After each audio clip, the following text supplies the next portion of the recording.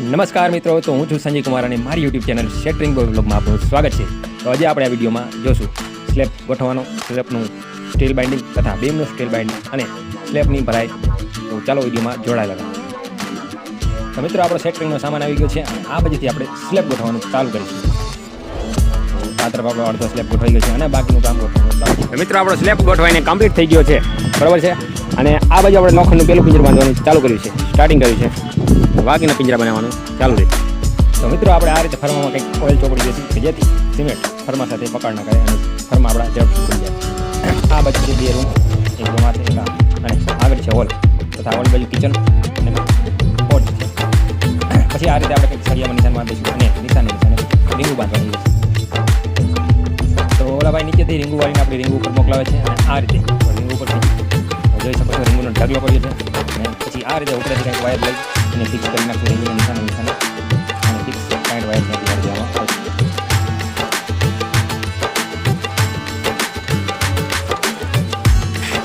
તો મિત્રો, ફાઇનલી આપણા બધા જ પિંજરા બની ગયા છે અને આ પિંજરાના સળિયા ઉપર પછી બાંધવાનું રહેશે, કારણ કે આડા સળિયા આમ ગરકી જાય. ભાઈ એકલા ભાગી ખાય, આ કોઈને ભાગી દેતો નથી, એ લોખો માણા હે. વિડીયોમાં બધું ચોખ્ખે ચોખ્ખું આવે, ખોટું હાથ રાખવા પૂછે. અને આપણું લોખંડ ચડી ગયું છે, 8 mm સીધું કરવાનું ચાલુ છે. 10 mm બંધાઈ ગયું, પછી વિડીયો આવ્યો.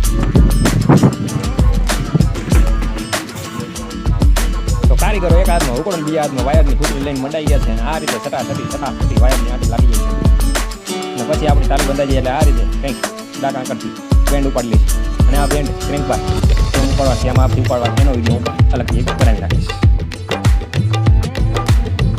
તો ક્રેન્ક બાર ઉપાડ્યા પછી આ રીતે આપણે વચ્ચે કંઈક દરિયા નાખી અને ઉપરે વાયરથી ટાંકી મારી દઈશું. અને હા ભાઈ, આગળની તૈયારી ચાલુ કરીએ. પેલી બાજુ સ્લેબના સળિયા ગટાવે છે. મિત્રો, આપણે સ્લેબનું લોખંડ બાંધવાનું કામકાજ બધું પૂરું થઈ ગયું છે. સ્ટીલ બાઇન્ડિંગનું કામ બધું સંપૂર્ણ થઈ ગયું છે. અને આ જો તમે ફર્સ્ટ ક્લાસ કવર બ્લોક મૂકેલા છે કે જે 1 ઇંચનું પૂરતું કવર આપે છે. નીચેથી લોખંડ પ્લેટને જ્યારે અડતું નથી એટલે નીચે દેખાશે. મિત્રો, આપણે અહીંયા 4 પેપર છે તો ઉપર એક્સ્ટ્રા પણ નાખ્યું છે, તમે જોઈ શકો છો. અને આ રીતે આપણે લોખંડ બધું બંધાઈ ગયું છે. આ બાજુ સીડી છે અને આપણે સ્લેબ ભરાઈવાળા પણ આવી ગયા છે. સ્લેબ ભરવાનું ચાલુ કરીશું.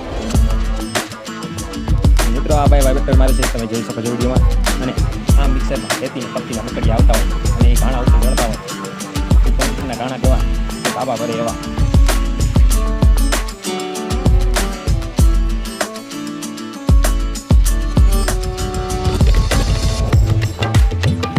મિત્રો, ફાઇનલી આપણું 50% સ્ટેપ ભરાઈ ગયો છે. તમે જો સેન્ટ્રિંગ બોય ચેનલમાં નવા હોય તો સેન્ટ્રિંગ બોય ચેનલને સબસ્ક્રાઈબ કરો અને જો સબસ્ક્રાઈબ કરેલી હોય તો તમારો દિલથી આભાર. અને મિત્રો, તમને મારો વિડીયો ગમ્યો હોય તો કોમેન્ટમાં તમારી રાય આપો.